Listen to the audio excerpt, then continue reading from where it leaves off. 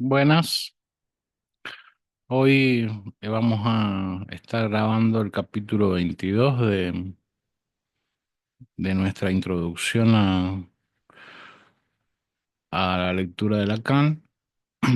Y el capítulo 22 tiene como título La angustia.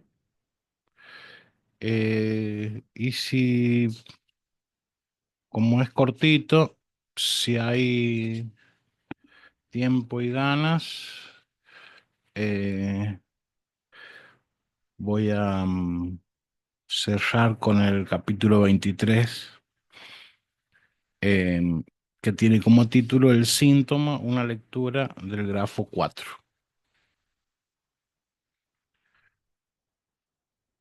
A ver, vamos con la angustia. Hoy trataremos la cuestión de la angustia y ya que el cuarto grafo nos guía, tendremos que situarla en él. La vez pasada nos ocupamos del fantasma y, como recordarán, lo situamos en el tope de esa interrogación, de ese signo de interrogación del que va, donde el deseo encuentra su soporte. El lugar de la angustia, dice Lacan, no está lejos del lugar del fantasma, está tan poco lejos que es exactamente el mismo. Lacan desarrolló el tema de la angustia en el seminario que dictó entre el 62 y el 63. Plantea allí desde el comienzo que es esencial la relación de la angustia con el deseo del otro. Esta formulación guiará su recorrido. El primer paso consiste en el planteo de una fábula, la de la mantis religiosa gigante. Se trata de la mantis que Dalí encuentra en la figura femenina del Ángelus de Milet y a la que Lacan describe como la gran figura fantasmática que atormenta al anfiteatro psicoanalítico. Parece ser que la hembra devora la extremidad cefálica del compañero durante el coito, al menos en cautiverio. Esto último se podría entender como una objeción de la que Lacan no hace caso, ya que lo que le importa es la ligazón de la cefalía con la transmisión de la vida. Tampoco le importa a Dalí en términos de objeción, puesto que más bien le sirve para apoyar su tesis. Las costumbres de los campesinos, bajo la imposición restrictiva y feroz de la moral, los reduce a un estado de verdadera cautividad. Vayamos a la fábula. Lacan se imagina llevando una máscara de animal y enfrentándose a una mantis gigantesca. Aquí resulta fundamental que se ignore, bueno, la mantis religiosa es, a ver, vamos a buscar, em,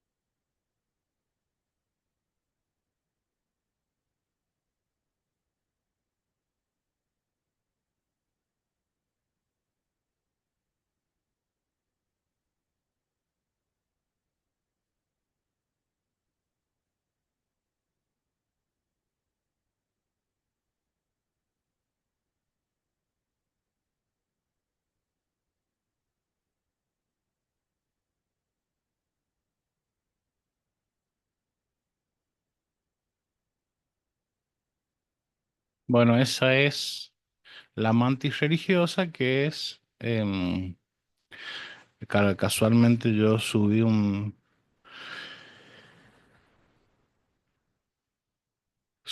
cuento de Tomás Moro Simpson que se llama El Mamboreta y la Mosca. Dios, el Mamboreta y la Mosca. Y el Mamboretá no es ni más ni menos que la mantis religiosa, ¿no? Em, entonces dice, vayamos a la fábula. Lacan se imagina llevando una máscara de animal y enfrentándose a una mantis gigantesca. Aquí resulta fundamental que se ignore la máscara que lleva. Existiría, o sea, que se ignore qué tipo de máscara lleva, ¿no? Em, Puede ser que lleva una máscara de un diablo, puede ser que lleva la máscara de un presidente, puede ser que lleva la máscara, bueno, en fin. Lo importante es que se ignore la máscara que lleva, pero lleva una máscara. Existiría la posibilidad de un error por parte de la hembra acerca de la identidad de la cam. ¿Y qué pasaría con él, imposibilitado de ver su imagen en el espejo enigmático del ojo de la hembra? Justamente de algo de esta índole se trata la angustia. O sea, no sabe eh, qué máscara lleva, pero existe la posibilidad de que lleve la máscara de la mantis y eh, lo termina, le termina devorando la cabeza, ¿no? Em,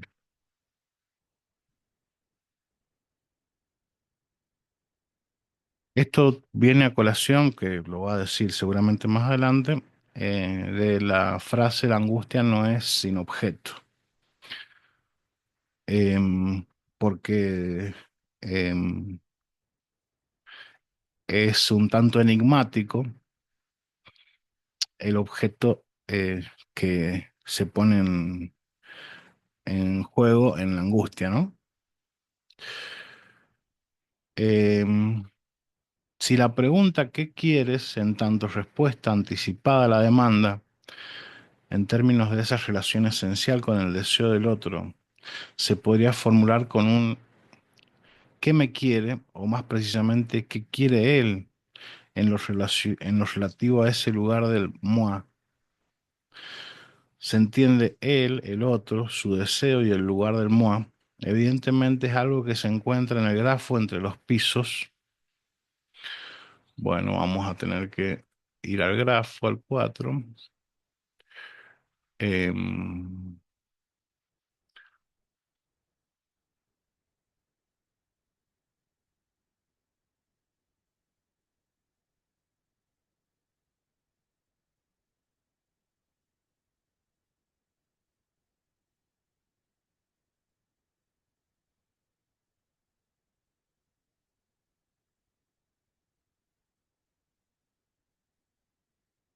em, bueno, vamos a confiar que está todo bien. Em, Era por aquí, por aquí, por aquí.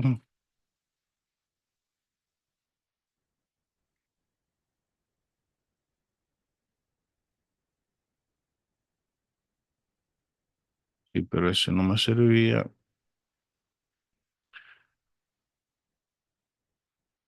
Este.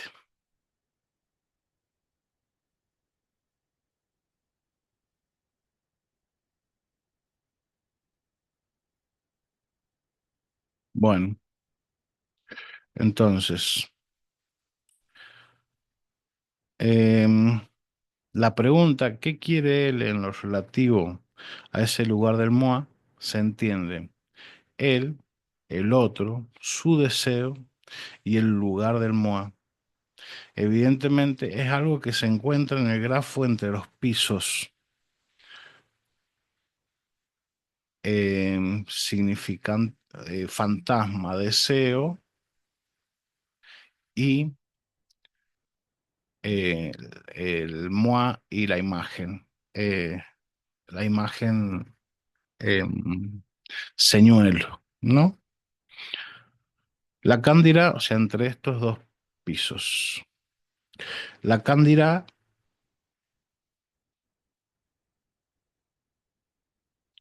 que es en el juego de la dialéctica, que anuda los dos pisos donde se introduce la función de la angustia. En la dialéctica que une los dos pisos se introduce la función de la angustia. Será esencial ver en qué punto aparece. Entonces volvamos a la cuestión de la relación esencial con el deseo del otro. Evoquemos la fórmula. El deseo del hombre es el deseo del otro. Recordando el genitivo objetivo que mencionamos en la clase del cuarto grafo. Ahora bien, decir el deseo del otro es mencionar su falta. Claro, ¿por qué? Porque es la barradura en el otro, justamente lo que lo vuelve deseante, ¿no?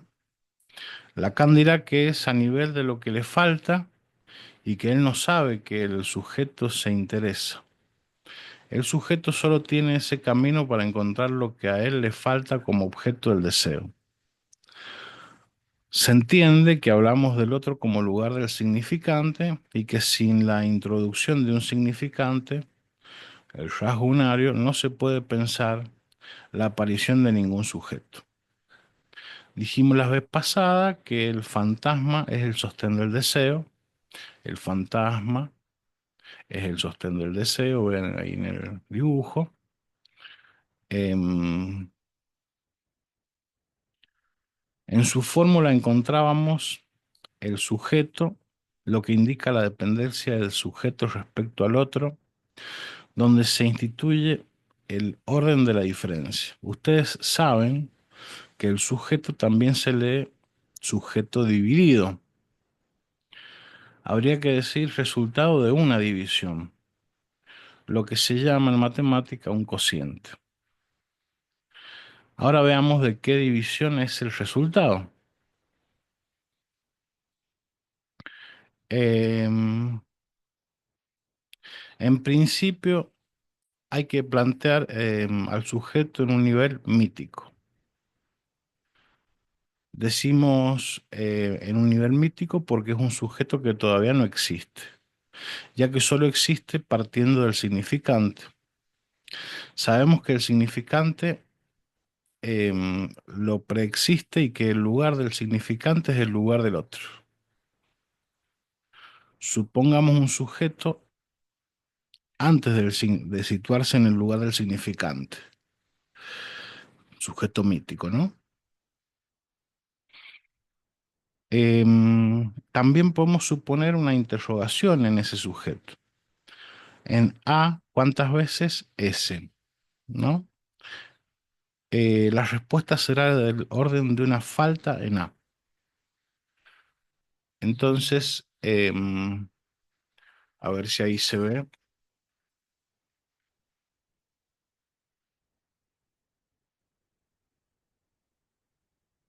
Se ve al revés, se ve al revés.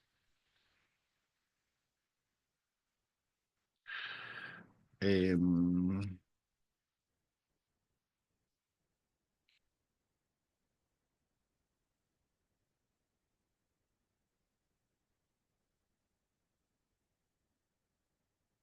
a ver si vamos a poner pausa.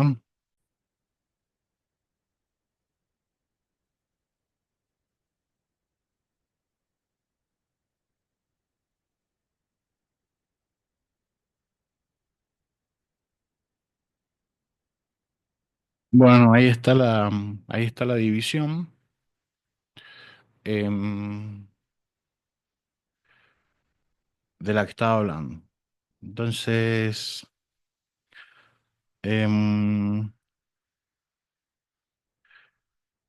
podemos suponer una interrogación de ese sujeto y la interrogación sería en A, ¿cuántas veces eh, cabe S? Sería, ¿no? Por ejemplo, 12 dividido en 6 sería 2. Entonces, ¿cuántas veces cabe em, S ¿Cuántas veces cabe 6 en 12? Dos veces. Va de vuelta, ¿no? Como la división de la matemática, ¿no? 12 dividido en 6 igual 2. Porque 2 por 6 12, ¿no? Entonces, em, en 12, ¿cuántas veces el 6? Dos. Dos veces cabe el 6 en 12, ¿no? Entonces aquí hace la misma pregunta. En A, ¿cuántas veces S? Y la respuesta será del orden de una falta en A, de un A barrado. Lo que se escribe, bueno, así, A barrado. Esto indica la imposibilidad de encontrar en el otro una significación acabada. Si proseguimos con la idea de la división, el resultado indica que esa operación no ha sido exacta, ha dejado un resto. A ese resto Lacan lo llama objeto A. El resto será lo irreductible del sujeto. También será la diferencia entre el A pleno y el A barrado, ¿no? Al sujeto, ese lo llamamos sujeto del goce. Por la división vimos que no tiene una significación acabada en el campo del otro, precisamente porque hay un resto. Ahora podríamos decir que A vendría a sustituir al sujeto del goce. Si se tratara de un significante, sería una metáfora, pero A no es del orden del significante. Lacan dice que A simboliza aquello que en la esfera del significante siempre se presenta como perdido, como lo que se pierde para la significación. Significantización, dice acá, ¿no? Em, claro, el objeto A es de otro orden, es de un orden distinto em, al del significante, pero es efecto del significante. Es decir, si nosotros imaginásemos que por el hecho em, por el hecho de que al hablar trabajamos con significantes y no con signos, podemos imaginar que como no hay una relación unívoca, biunívoca entre eh, significante y significado, como es el caso del signo en Saussure, como no está eso y lo que hay es significante, em, y el significante puede advenir puede hacer advenir en el corte entre los significantes, puede advenir un efecto de significación.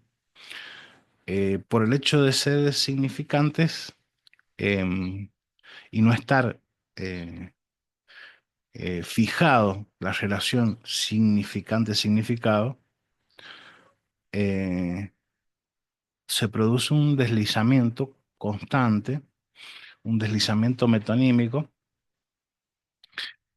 de tal manera que a una demanda no le sigue una respuesta adecuada, sino que a una demanda le sigue una respuesta que podríamos pensarlo así, ¿no? A una demanda le sigue una respuesta que hace que se vuelva a producir la demanda, que hace que aparezca otra respuesta, que hace que se vuelva a producir otra demanda. Es decir, la idea sería de que nunca se va al punto, porque no hay punto, ¿no? A lo sumo hay una estabilización em, del sujeto en términos donde juega un papel lo imaginario también, ¿no? Entonces, de esa eh, insistencia de la demanda, mejor dicho, de las incontables demandas este, que se establecen en la relación sujeto-otro, em, nace el objeto A, que viene a decir que no hay ningún objeto adecuado para eh, una demanda o que no hay demanda que indique cuál será el objeto, ¿no? Entonces, por eso es el objeto A es un resto, consecuencia de que el hablante ser trabaja con significantes, ¿no? Em, entonces dice, eso que se pierde es la causa del deseo. Bueno, claro, ¿por qué? Porque em, el deseo son las constantes demandas. Aquí se invierte el ejemplo que yo acabo de dar. El deseo son las constantes demandas que se ponen en juego entre el sujeto y el otro, ¿no? Em, cuando no hay, eh, cuando no hay deseo, eh, tampoco hay demanda o la demanda es infinita. Bueno, habría que ver. Em, em,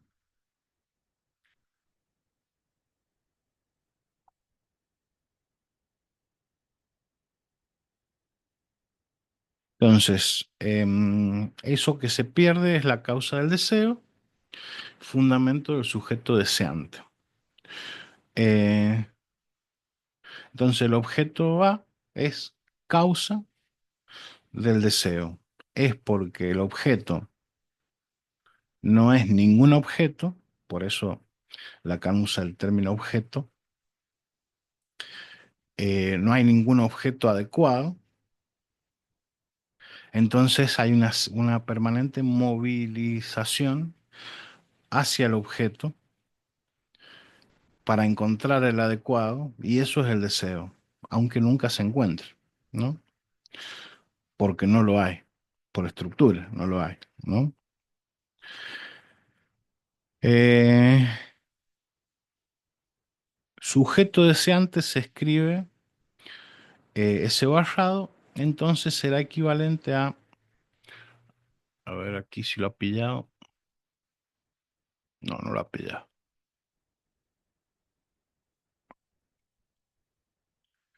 Entonces será equivalente el deseo será querer hacer entrar ese goce en el lugar del otro, lo que de ser posible daría por resultado A y S. Lacan plantea un cuadro que llama de la división significante del sujeto. Esta operación tiene tres tiempos. También voy a sacar una fotito de eso porque es importante. Em,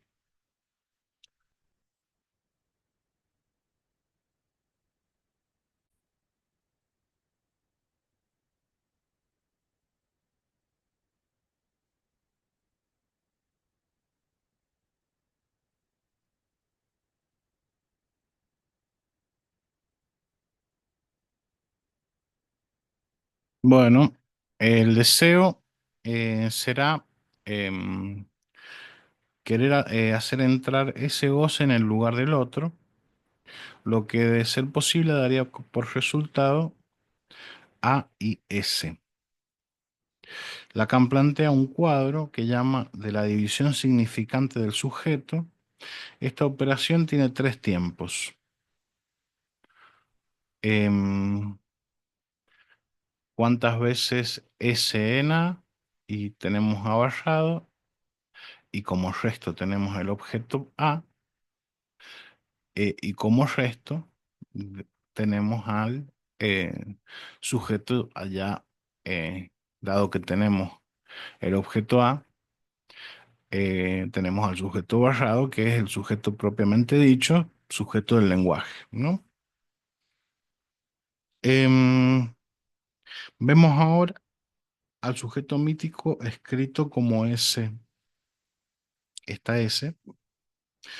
El piso superior, que corresponde al primer tiempo, será el goce.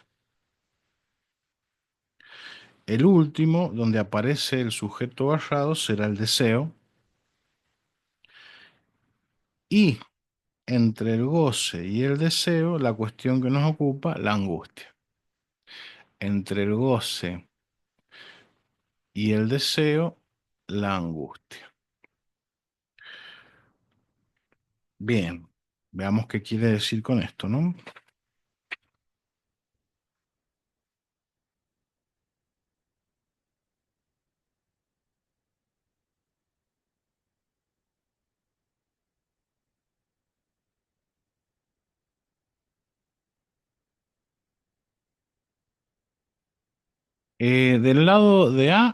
Del lado de A, encontramos tanto al sujeto barrado como al A, términos implicados en una relación de oposición en el fantasma. Del lado de S encontramos a el otro barrado, ¿no? Que es lo que se constituye como inconsciente. Tratemos de ver ahora cómo se articulan estas cuestiones a nivel de la experiencia especular. Es preciso recordar que sin el objeto, sin el espejo plano, esa experiencia no es autentificada. El espejo plano es el otro, ¿no? Em, eso está explicado en el capítulo de los aparatos ópticos, por si quieren ir a mirarlo. Digo yo que está explicado. He dicho algunas cosas. Em,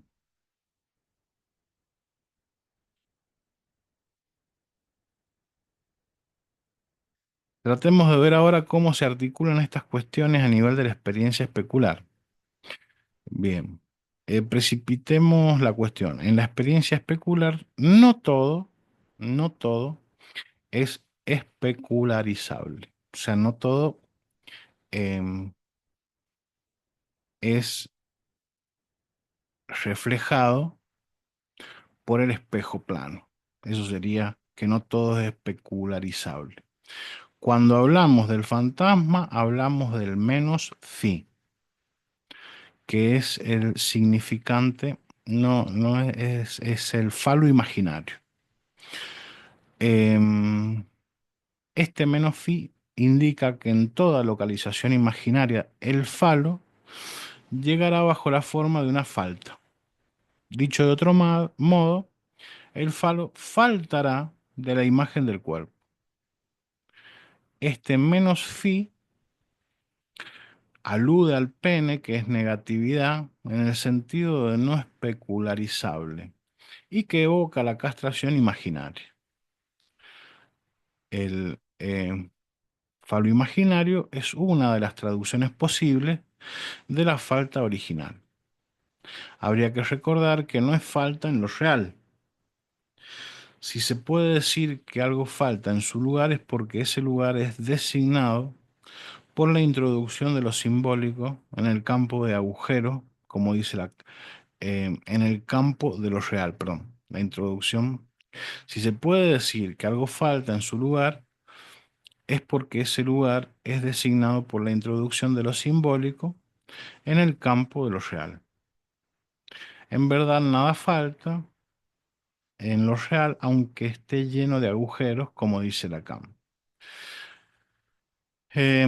Bueno, aquí se marca la diferencia clara entre el creacionismo del lenguaje que Eidelstein le adjudica a Lacan y lo real como lo indecible de la em, teorización milleriana, ¿no? Em, Podemos ahora preguntarnos qué relación hay entre el falo imaginario y el objeto A. Lacan dice que el objeto A no tiene sentido sino cuando fue vuelto a echar en el vacío de la castración primordial. Cuando tratamos la cuestión de la angustia, cuando tratamos la cuestión del espejo, adelantamos que las flores en el seminario de la angustia no aparecen como imagen virtual en el espejo plano. Las flores son reales. En su lugar aparece un vacío, un vacío eh, esperado, imprescindible para el sostenimiento de la imagen. Lacan dice que el objeto A,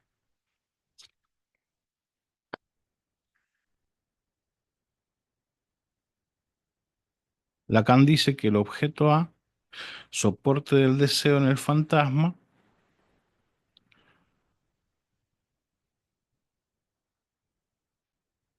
no es visible en lo que para el hombre constituye la imagen de su deseo.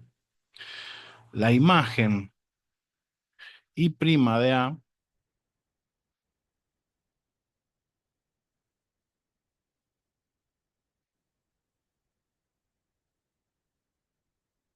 la imagen I' de A sirve de engaño para atrapar el deseo. Cuanto más se engañe con él, más lejos estará de la verdadera causa del deseo. Es decir, eh, cuanto más nos aferramos a un objeto en particular, más nos alejamos de el objeto A en tanto causa del deseo, ¿no? Eh, podríamos decir, eh, podríamos decir en términos este, de la autoayuda, haciéndonos los gurús, los gurúes, este, es gurú, ¿no? Gurúes serían muchos. Este, bueno, la verdad que no sé cómo se dice, pero gurú. Haciéndonos el gurú, podríamos decir que la, el estar aferrado a un objeto en la vida eh, no nos deja estar en relación eh, con nuestro deseo, ¿no? Que es estar en relación con nuestro deseo sería eh, ir siempre en la búsqueda y no quedarnos aferrados, ¿no? Pero bueno, el psicoanálisis no trabaja como gurú o intenta no hacerlo, o es el mejor psicoanálisis que yo imagino, ese que no trabaja como gurú. Em,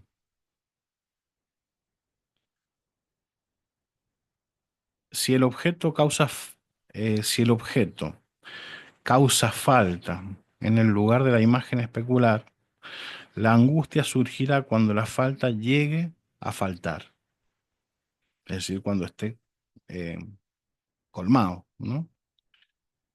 Esto es lo que en Los Siniestros Freud articula en términos de aparición de lo que debió permanecer oculto. Digamos de paso que Lacan considera esencial dicho texto, Lo Siniestro. Em, Habíamos dicho que el lugar de la angustia es el lugar del fantasma. Respecto al fantasma, agreguemos que el histérico se hace ser objeto A para ser objeto A no sería, pero ser objeto A no sería que la falta falte, ya que se trata de un objeto A postizo que adquiere función de cebo para conseguir al otro. Si pensamos la relación del fantasma como la angustia, advertimos que el fantasma es defensa contra la angustia, la recubre. Entonces, eh, cuando la falta falta, aparece la angustia, ¿no? Eso es em, algo que me ha quedado resonando y que la verdad no sabría cómo desarrollarlo, em, porque también porque también la falta produce angustia. Entonces, cuando la falta falta, estar asociando la angustia solo allí, em, me cuesta comprender ahí, ¿no? El sujeto se instituye por la falta que lo hace desear. La angustia no es la señal de una falta, sino la señal de la carencia, del apoyo de la falta. En Juanito, un caso de Freud, no es la prohibición de la masturbación lo que produce la angustia, sino el deseo de la madre ejerciéndose en su lugar. Es como si la madre se quisiera apoderar del pene en tanto real. Ahora bien, decir que la angustia no tiene objeto no parece correcto. Lacan dirá, la angustia no es sin objeto, lo que no implica decir de qué objeto se trata. En Inhibición, síntoma y angustia, Freud dice que la angustia es ante algo, que la angustia es ante algo. Razonemos, si lo que debería faltar, el objeto A, no falta, y el objeto A es causa del deseo, lo que quiere decir que está detrás del deseo, en la angustia el objeto A pasa adelante. Claro, se ve al objeto em, en, en todo su esplendor como un eh, agujero negro, ¿no? Que sería la vacuidad de la vacuidad, ¿no? Este, para significar esto de que no es ningún objeto. Entonces, vamos de vuelta. Ahora bien, decir que la angustia no tiene objeto no parece correcto. Lacan dirá, la angustia no es sin objeto, lo que no implica decir de qué objeto se trata. En el texto de Lacan, inhibición, síntoma y angustia, perdón, en el texto de Freud, inhibición, síntoma y angustia, Freud dice que la angustia es ante algo.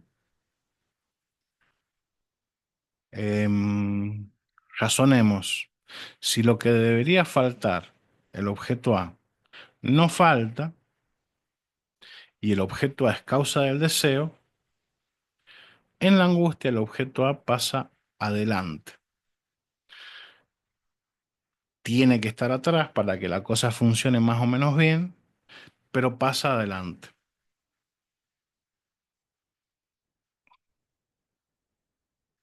Entonces debería, eh, en tanto objeto A es una falta, es es un vacío, ¿no? Entonces, si lo que debería faltar, el objeto A, no falta, es decir, si ese vacío no está vacío, es porque pasa adelante, ¿no? En vez de estar como causa del deseo ese vacío, pasa adelante y lo que se ve es ese vacío. Y esa es la angustia. Estas afirmaciones cuestionan la distinción tan fácilmente aceptada entre el miedo y la angustia. En principio se entiende que el miedo tiene objeto, que el miedo se manifiesta ante un peligro real y que el miedo supone una huida.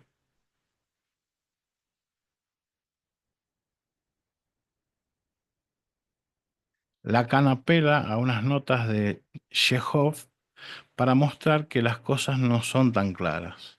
Esas notas se tradujeron al francés con el título, bueno, no sé cómo decirlo, Frayeurs, Frayeurs, Frayeurs, algo así como terrores o pavores.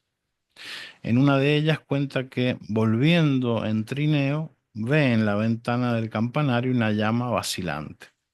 Sabe que ese lugar es inaccesible y de pronto siente miedo. Miedo en tanto algo desconocido se manifiesta frente a él. Aquí no se trata de un peligro real. El objeto es más que ambiguo y no hay huida. Sin embargo, es miedo, ya que el sujeto no está interesado en lo más íntimo de sí, que es lo característico de la angustia. Entonces, la angustia es ante algo.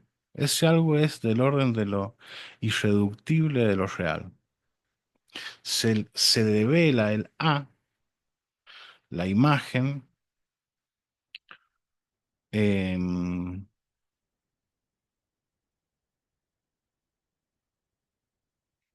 cuya pregnancia se debía al encubrimiento de la falta, ya no se sostienen. Si en la constitución significante del sujeto vimos que la ley del significante hace perder al objeto A,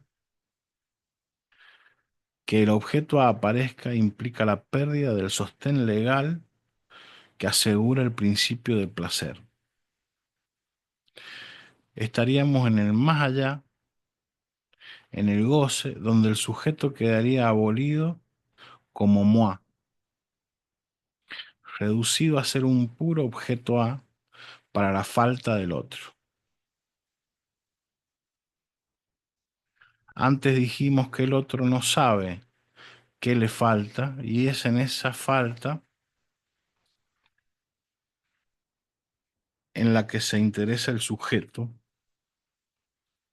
ya que es el único camino para encontrar el objeto de su deseo.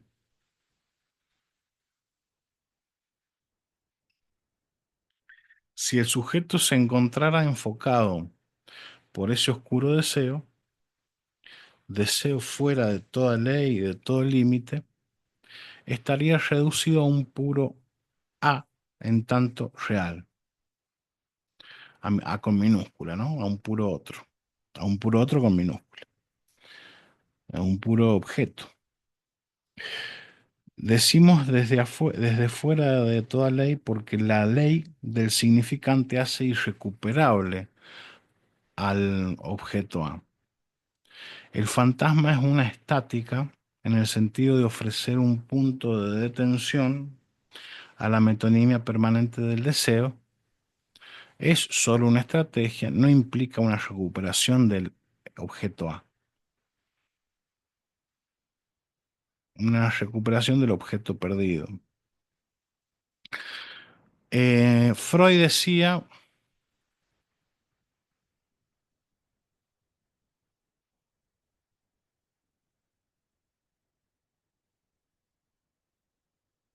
em, Freud decía en el artículo citado que la realización del deseo es siniestra. Nosotros agregamos la realización del deseo del otro.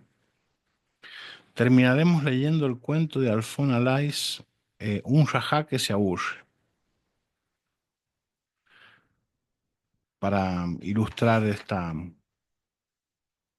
para ilustrar esto que ha dicho. Em, el rajá se aburre. Así se aburre el rajá. Se aburre como quizá nunca se aburrió en su vida. Y Buda sabe si el pobre rajá se aburrió. En el patio norte del palacio, la escolta aguarda y también aguardan los elefantes del Rajá. Porque hoy el Rajá debía cazar el jaguar. Antes yo no sé qué suave gesto del Rajá, el intendente comprende que entre la escolta, que entren los elefantes. Muy perezosamente entra la escolta, llena de contento. Los elefantes murmuran roncamente, que es la manera entre los elefantes de expresar el descontento, porque al contrario del elefante de África, que gusta solamente de la caza de mariposas, el elefante de Asia solo se apasiona con la caza del jaguar. Entonces, que vengan las bailarinas, que vengan las bailarinas.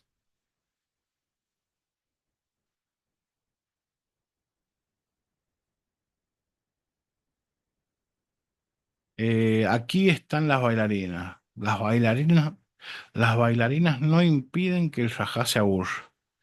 Afuera, afuera las bailarinas. Y las bailarinas se van.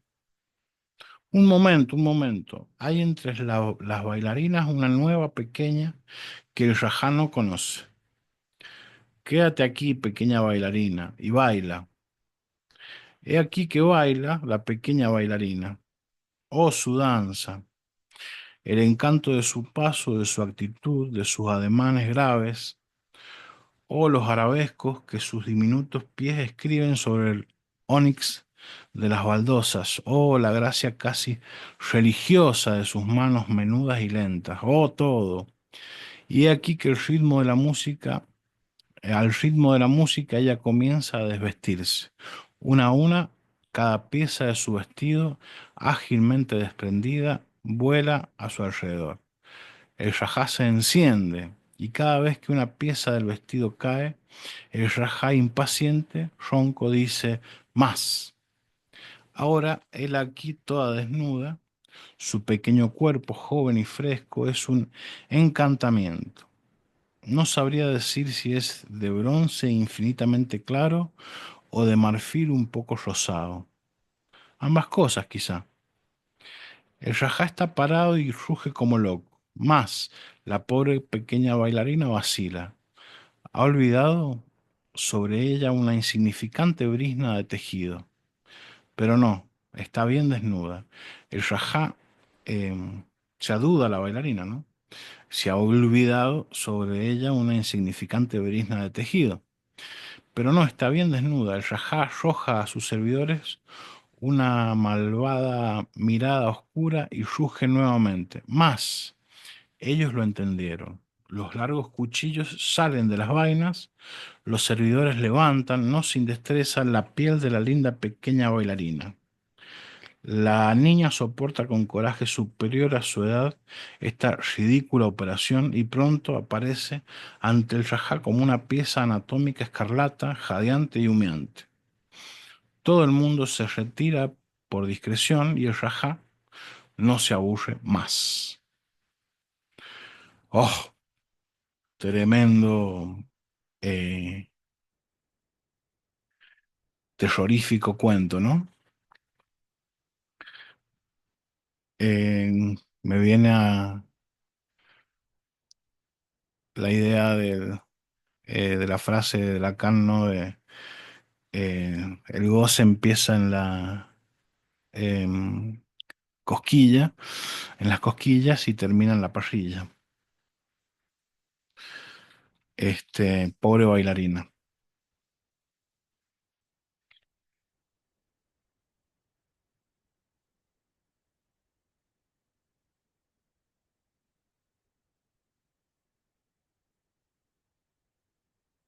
Bueno, hasta aquí hemos llegado. No sé si enseguida ya grabaré para terminar el último capítulo, que es muy, muy cortito. Veremos cómo ando.